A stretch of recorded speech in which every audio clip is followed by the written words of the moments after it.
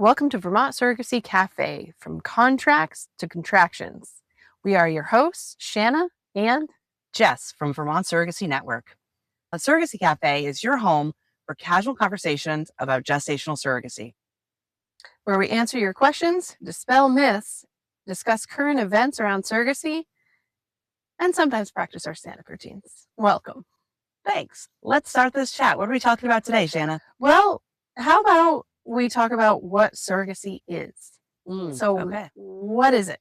Surrogacy is when a woman carries a pregnancy for someone who is not able to carry pregnancy on their own. There's a couple different types of surrogacy. So We'll start with that. There's traditional surrogacy, which is exactly that. Traditional surrogacy is what people did for many years. Now there's something called gestational surrogacy, which is the best known practice. Traditional surrogacy is when the surrogate herself would also be the egg donor, and it would be part of her genetics, which is honestly sounds dangerous. Oh yeah, absolutely. And that's where you get into problems with surrogacy. And there's been a lot of things in the news over the years. With challenges and problems with surrogacy and surrogates wanting to keep the baby. Typically that occurs when it's traditional surrogacy and she is genetically connected to this child. Doesn't occur in regular gestational surrogacy? Gestational surrogacy is when there is no genetic connection with the surrogate and the embryo, the fetus that she's carrying, the baby. So it's not her eggs, it's not her husband's sperm, it's all different. 100% belongs to someone else completely. So whether it's the mom, the intended mom, is using her own eggs. Now, hold on. What's an intended mom? Good question. So an intended mom, generally, when it comes to surrogacy, the terms are a gestational surrogate and intended parents. Okay. Intended parents are exactly that. They intend to become parents through this process. Okay. So they are either the genetic parents of this child, or sometimes they work with a donor, whether it's an egg donor or a sperm donor. Okay. But usually at least one of the parents is genetically connected to the child. So either the mother or the father. Exactly. Or what happens? So what happens if it's like two gay men or two lesbian women? How does that work? Because you can't exactly have both women having a baby or both men having a baby at the same time, right? Because it just doesn't work that way. Very true. So in a case like that, there are a couple different ways, of course, this can be done. You can work with either one of the woman's eggs, or you can work with both of their eggs with two separate embryos being created. So one sperm donor would be how they would work with that. Right. They could use the same sperm donor so that all of the embryos that are created are genetically related. Right? Because if it's two women, especially, it would be two separate eggs, so two separate families. I guess separate maybe DNA. DNA, right? Genetics. Yeah, exactly. So that would be one way to still have them partially genetically related. They would still be 50% of the same donor. And if it's two men, then it would be they would have two. They could have the same donor, the same egg donor. Right. So it would be the same, just reverse. Same thing, just reverse. Yeah. And we work with quite a few at Vermont Surrogacy. We work with quite a few heterosexual and homosexual couples. Okay. And sometimes even your heterosexual couples still need to work with an egg donor or a sperm donor because one of the partners is not they're not able to provide that for whatever their medical reason is. So there's many reasons that people struggle with infertility. Yeah. And that seems to be on the rise. Absolutely. I would say a few years back, it was 1 in 10 people would have infertility. And now it's risen up to 1 out of every 8 people is infertile in some way, shape, or form. Doesn't always lead to surrogacy. It just means that they need to have additional help and support in the area of becoming, of having children. That's a big jump. Infertility, it is. It's huge. Okay. So we have the gestational surrogate. She is now going to be carrying someone else's baby. How does that work? Is she going to get attached to the baby? Like walk me through the process of what that is. That's actually one of the top myths, I would say, of surrogacy, is that the surrogate is thought to be, and most people say, I couldn't ever do this. I would never be able to let go of the baby or give up the baby.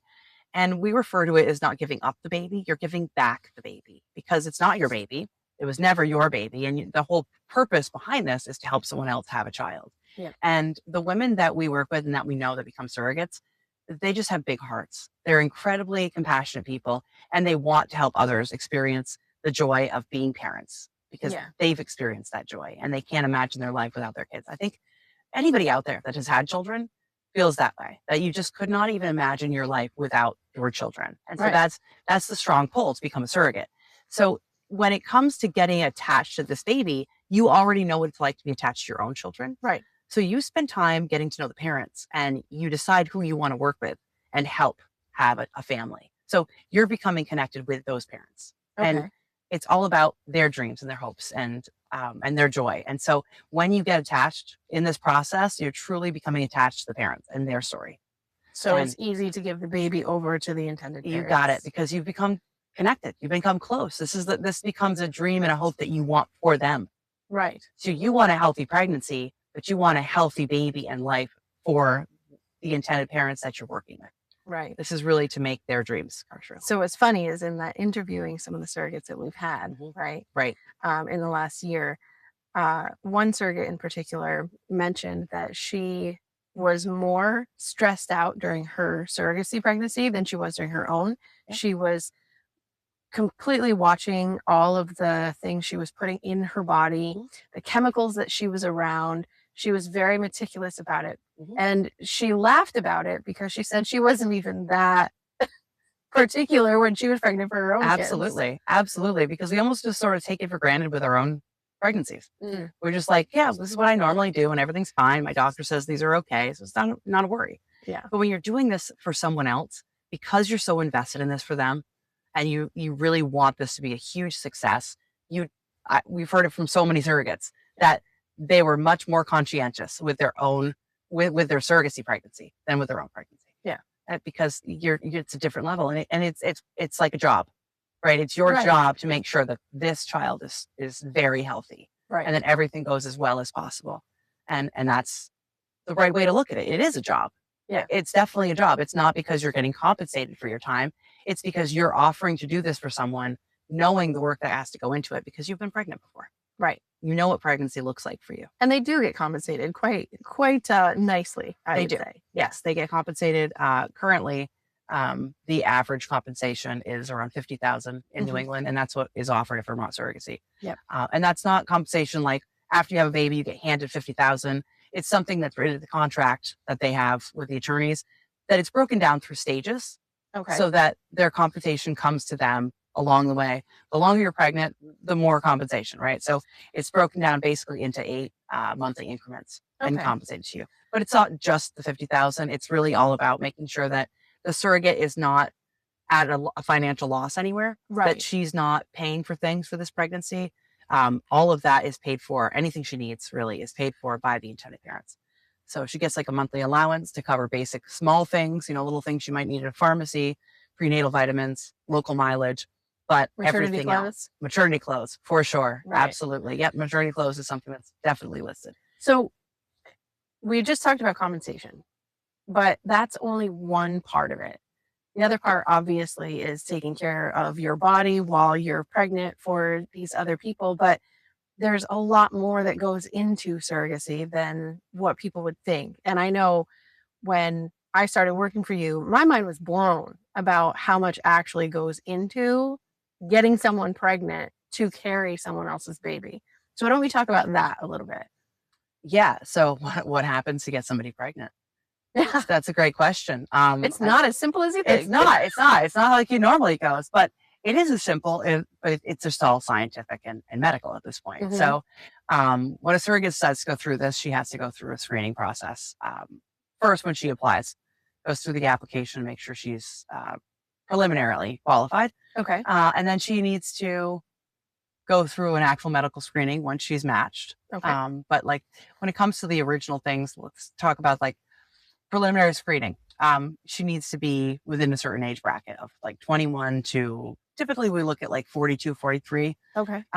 Which seems like a much higher age than you typically would carry a pregnancy. But because it's not genetically your pregnancy, right? We're not using your eggs. So you're not working with 43-year-old eggs. You're working with much younger eggs, healthy, viable embryos. So as long as you have a healthy uterus. Correct. Okay. Correct. Then you can carry up to 44. Up to 44, 45. Yep. And like some people might say, oh, that's really old. But I know of people that are having babies at 40. It's true. Their own babies. Their own babies. So it's, we're living about having a healthy body. Yeah. Yep. And so you've got to be healthy. You have to have at least one pregnancy of your own, at least one, with no major complications.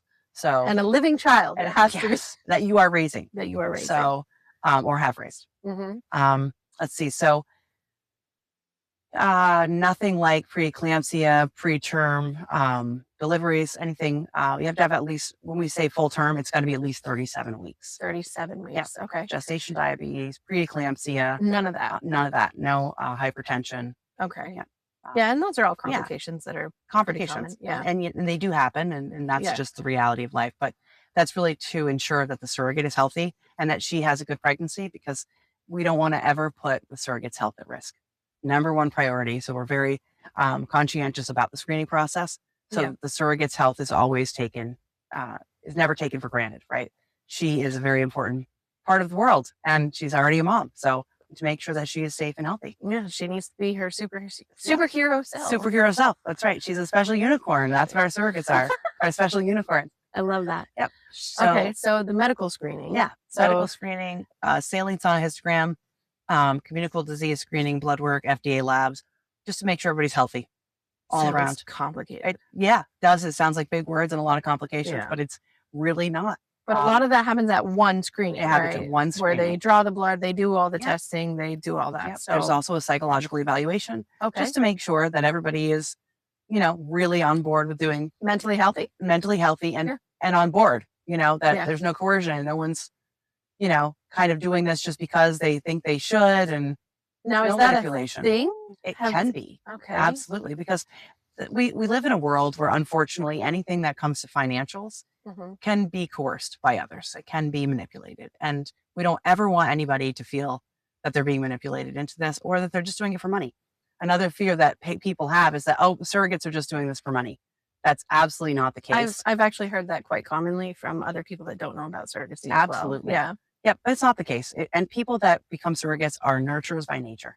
They have the biggest hearts. They are just givers. They care. They have compassion. They work in fields like nursing, teaching, education, childcare, stay-at-home moms, attorneys, oddly enough. Yeah, attorneys, home health, nurses. I mean, so many people. Yeah. Then we've worked with doctors, and we've worked with lawyers as surrogates. So what it sounds like is that a lot of the women that go into this and become surrogates are of service anyway in their chosen field. Absolutely. That's exactly it. And that's where the nurturer by nature comes in. Like, this is just part of who they are. It's another way for them to give back to the world. And so many, I would say almost half of the surrogates we've worked with have said, I'm so blessed to have my children that I just can't bear the idea of other people not being able to have that. That's beautiful. Yeah, it really is.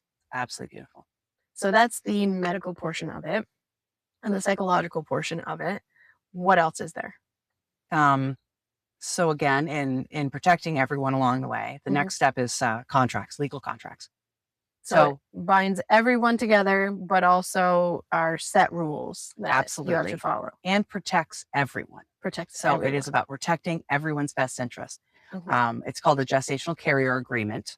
And the long and short of it is really, truly saying this child is the child of the intended parents and belongs to the intended parents, and they are physically and financially responsible for this child. Once it leaves the surrogate's body. The whole time. Absolutely. Because they are financially responsible, and they have to put their money into the escrow account, which we could talk about, and make sure everything is compensated based on what this legal contract says. And the surrogate, it's really stating the basic things again about how the surrogate is physically responsible for this child while it is in her care. Right. And not financially responsible in any way. But as soon as that child is born, that child belongs with its parents. It is not hers, and she has no responsibility for it.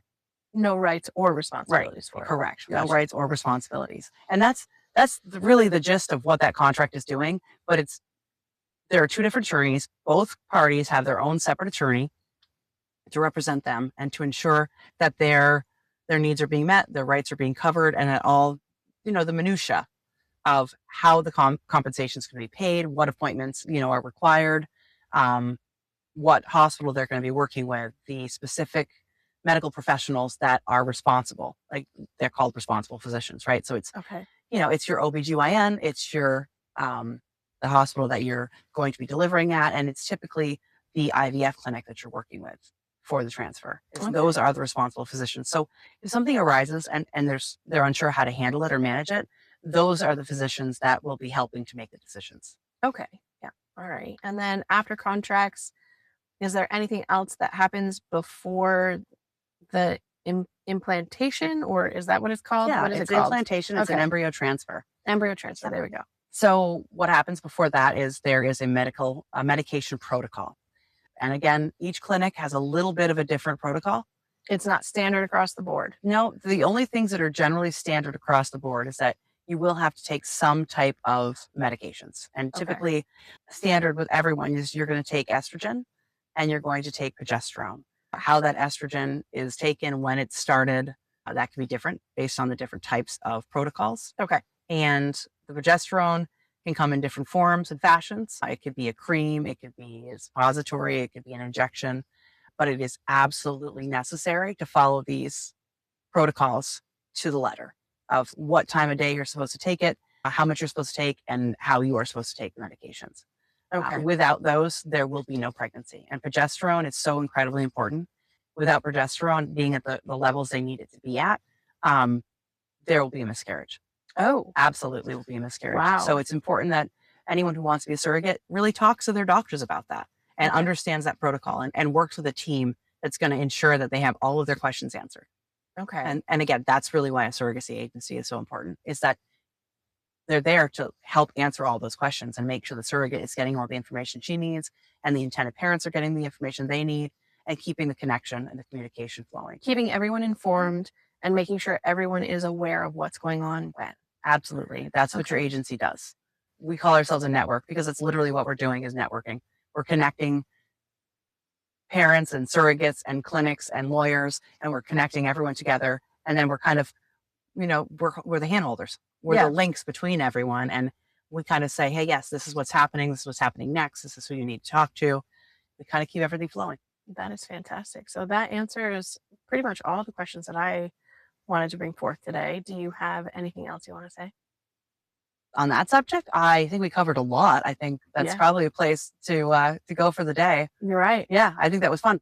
Okay. Yeah, I always love to have the ability to answer questions. And so I would really love to know what people have for questions. What do they want to know? Right. So what do they want to hear from us? That's what this podcast is for. Yeah. So those of you that are listening in, if you have any questions, you can email us at info@vtsurrogacy.com. That is Vermont, vtsurrogacy.com. And you can also look us up on Instagram and Facebook as well. We will post the handles in the description box below. So thank you so much, Jess, for answering my questions. Thank you so much for having this conversation with me. This is super exciting, and I am so excited to be doing this with you. Ditto. I love working with you, Shanna. We have the best times. Today seemed like a bit very serious and a lot of information for people out there, but really digest it and jump in because it's amazing to learn about this process and this journey. So if you're an intended parent or you are a potential surrogate, reach out. We'd love to have a chat with you. We're here for you. Thank you so much. Bye, everyone. Bye.